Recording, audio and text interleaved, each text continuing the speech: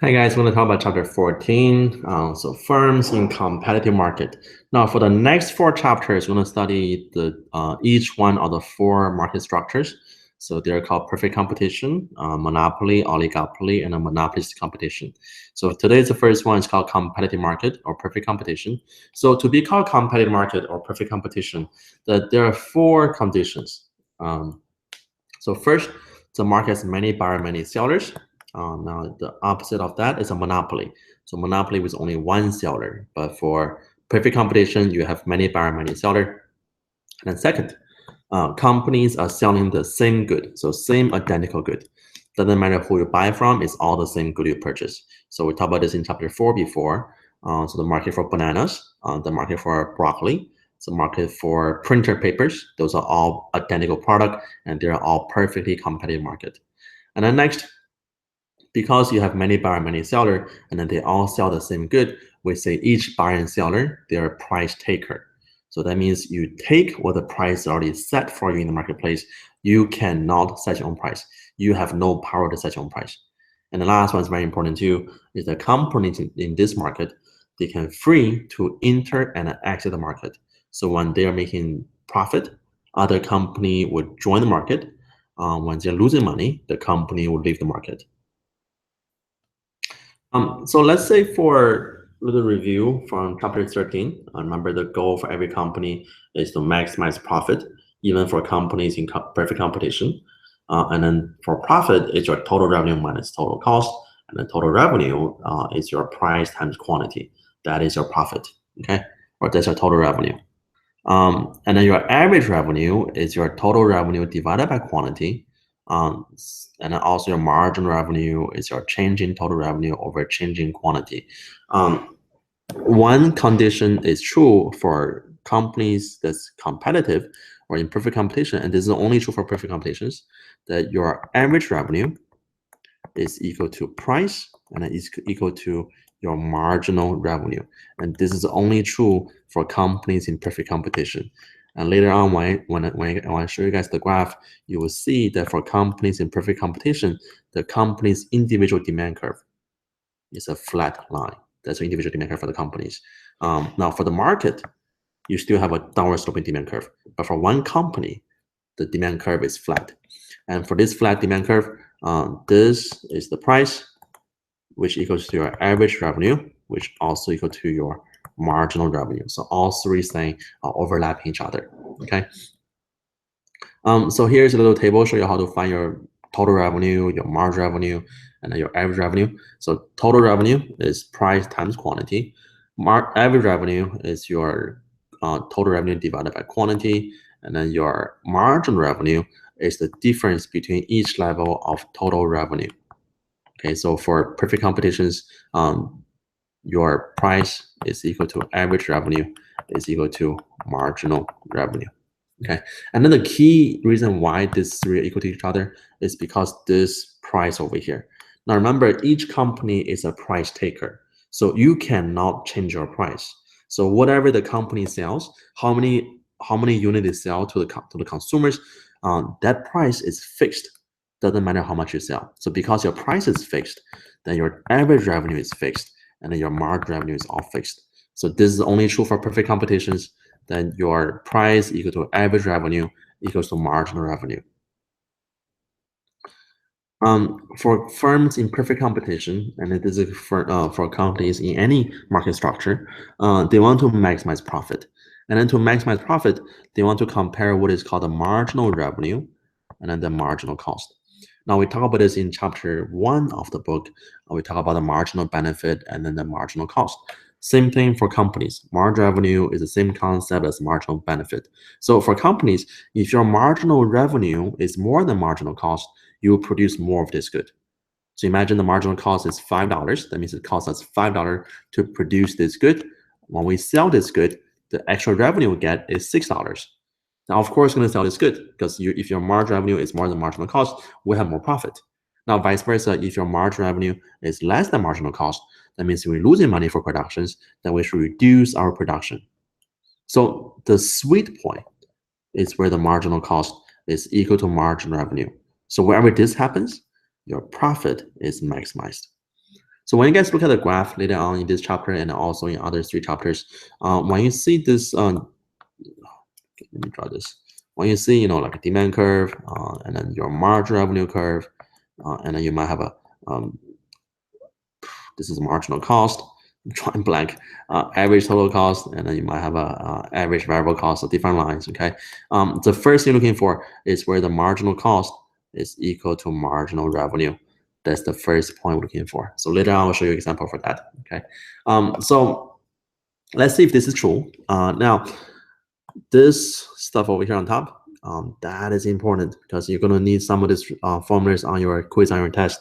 Okay, so total revenue minus total cost is the profit.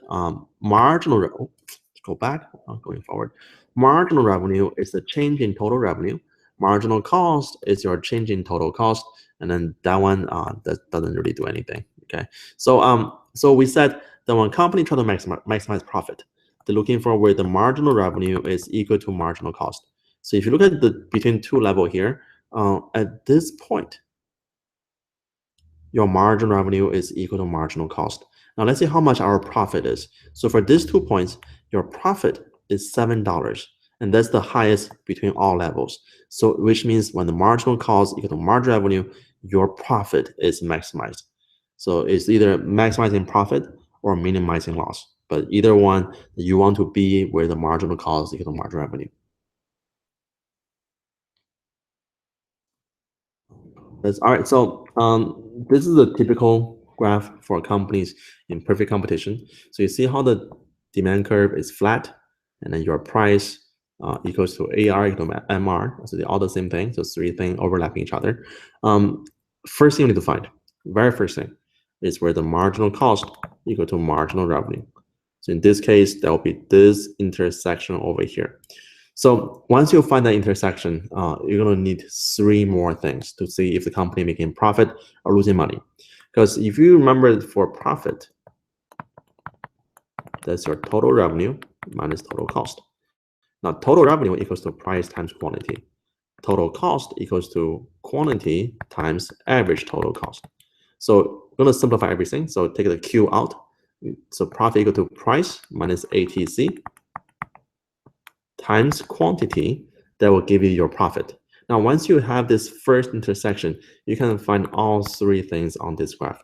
So first thing you do, from this point, go down, and that is your quantity. And then also from this point, go to your average total cost.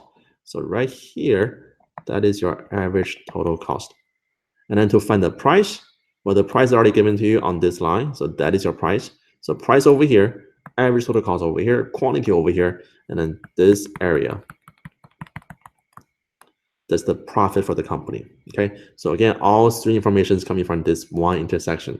So remember this, every time you look at a graph like this, first thing you're gonna find out is where does the marginal cost equal to marginal revenue. Okay. Next page. What about this?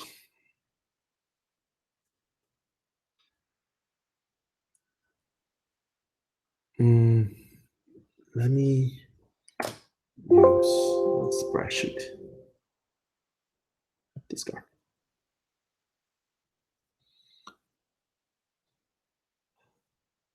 All right, guys. So suppose I run a business.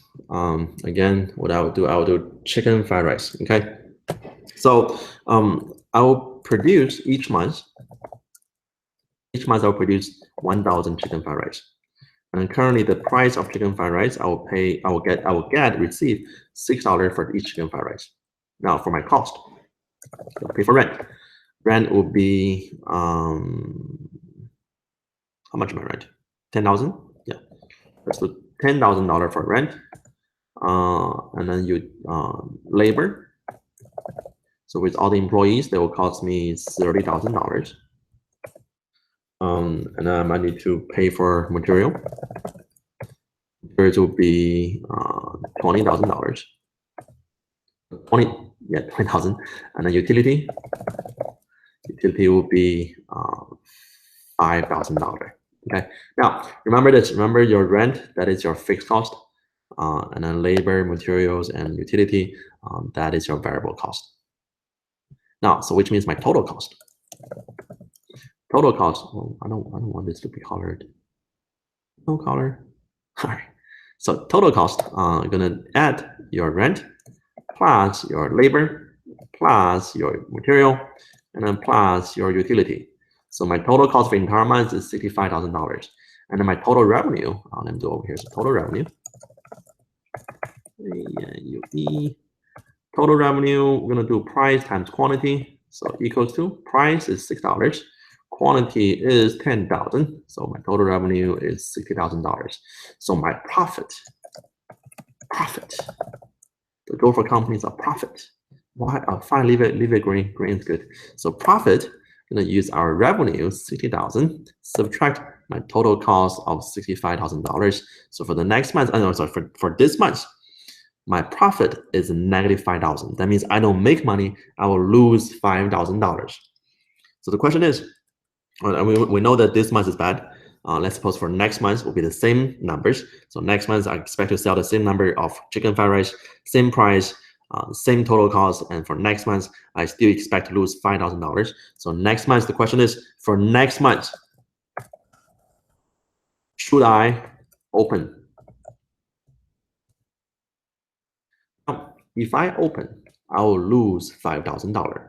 So the common sense says that we shouldn't open anymore. Because why even open? Because if you open, you will lose $5,000. Now let's look at what happens if we don't open next month. So if you don't open next month, your new quantity will be 0. We don't sell anything, then you don't have any quantity. Now the price will be still $6, but that doesn't mean anything. So which means your total revenue will be your 6 times 0, which is 0, right? Yeah, 0 times anything is 0. There's something I always say about my wife. She is a pretty good cook. She can cook pretty good. Chinese food, Vietnamese food, Korean food, and any type of rice. She can do it. She can cook very good. But the thing is, she's pretty lazy, so she very rarely cooks.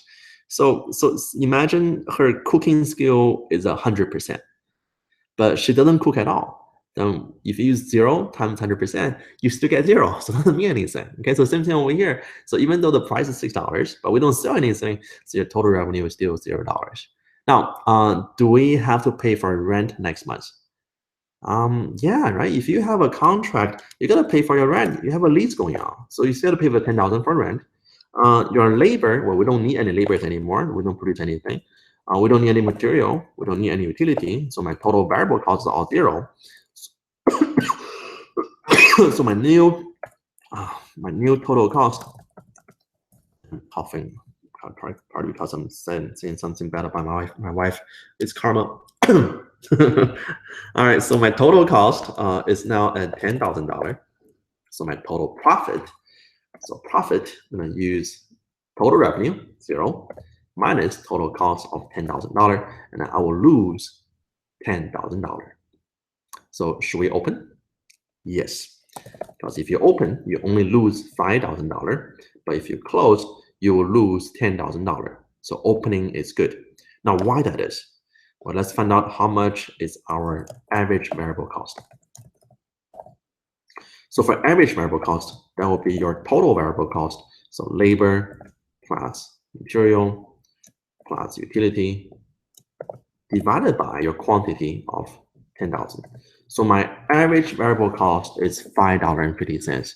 So let's think about what this means. That means if I produce this chicken fried rice, I produce one more unit, average cost me $5.50, but I can sell this for $6. So if I produce one more unit chicken fried rice, I have a margin of 50 cents. And this 50 cents can be used to pay for my rent, which is a fixed cost. So for companies in the short run, so short run means that you still have this fixed cost that you still have to pay for the rent. Okay, so in the short run, as long as your price is more than ABC, we're gonna stay open. Now, however, if your price is less than ABC, we're gonna shut down. That means, let's suppose the price is not $6, but the price instead is $5. So now if it's $5, if I stay open, I will lose $15,000, but if I close, I will only lose $10,000. So If your price is less than average variable cost, the company will be shutting down immediately. So you're gonna stay open as long as your price is more than your average variable cost. So if you look at the graph we have, you want to see what is our supply curve for the company. The supply curve is represented by the marginal cost curve, but not the entire marginal cost curve. Your supply curve in the short run is the marginal cost curve where it's above your average variable cost. So for this portion over here, that is our short run supply curve. So company will supply at this level, okay? So anything below that we close down, but anything above that will stay open, okay? That's your short run supply curve. And then exit just means in the long run. So for let me go back to my numbers. I need my numbers. Discard. Show me the number. All right, so let me go back to $6. So for this company, even though I'm losing less money if I stay open, but I'm still losing money every single month. So the next month, next year, if I need to renew my lease anymore, I don't want to renew the lease anymore because I'm losing money every month. Then why even renew my lease? I'll just choose to shut down. Close down forever once my lease is over. So that is called an exit. So in the long run, if your price is more than average total cost, you will open. But if your price is less than average total cost, then you're going to be shutting down or exit. Now, shutting down, that means when the price is less than average variable cost. Okay, so no difference. And this is for the short run, and that's for the long run when the lease expires. We talk about this. Okay, now what's a sunk cost? So sunk cost is the cost you have already committed and cannot be recovered. That is called a sunk cost. Let me give you an example. So a couple of weeks ago, my friend gave me 2 concert tickets to see, what's her name? Halsey? Yeah, I think that's her name. Halsey, right? Halsey, yeah. We went there and then we got there pretty early. And then before Halsey come out, it was Party Next Door. And by the way, I don't know. I have no idea who they are. So we were there for Party Next Door, and then we're in the Toyota Center. So we're sitting very close to the speaker, to the bass, and then it was a huge bass. I mean, it's bigger than a person. Okay, so we're sitting really close to the bass, and then Party Next Door was on the stage, and then they were really loud. I can feel my heart beating, not to my heartbeat, but my heart was beating to the music. So we decided we don't want to stay anymore because we feel so old so fast and we're too old for this. So we decided to just leave even before Halsey come out. So we never even see Halsey. Now, the reason why we left, because the concert ticket, we already paid for it. There's no way to get the money out. So that concert ticket, we call this the sunk cost. Make sense? Okay. All right, we talk about this. We talk about this. We talk about this too. I think we're almost done with the chapter. We talk about this. Oh, okay. We didn't talk about this.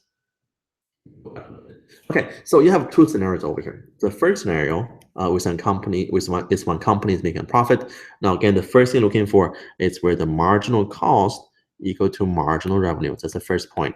Go down, get your quantity, and then right here, that is the price, and then right here, that is your average total cost. So see how the price is more than average total cost? That means the company making a profit. Okay, now on this one over here, looking for the intersection, so marginal revenue, marginal cost. So first point we have, go down, get the quantity, and then this line, that is the price. On this point, that is your average total cost. Let's say on this one, average total cost is more than price. That means the company is losing money. Okay, so make sure you know how to look at the graph like this. Now, for companies in perfect competitions, they're going to produce or stay open when company make new positive profit. But remember we said in the very beginning of the chapter, we said the companies in perfect competitions, they can free enter, free exit. So if one company making a profit, other company, new company would join the market. Market become more competitive, price goes down, and then profit goes away. Now, however, if your price is less than average total cost, then the company is losing money. So if you're losing money, then in the long run, you're gonna exit the market.